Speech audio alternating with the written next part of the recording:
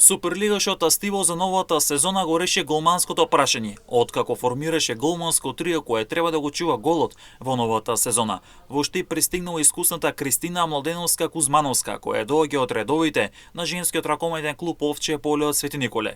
Со нејзиното искуство треба да донесе стабилност и сигурност на голот на штипскиот суперлигаш. Дополнително тимот предведен од Дејан Величков ја договори младата и талентирана голманка Хани Чобанова која потекнува од школата на Металург. Покрај стативите останува да блеска и надежната Ана Насева која продолжува да го брани голот на Стибо и во следната сезона.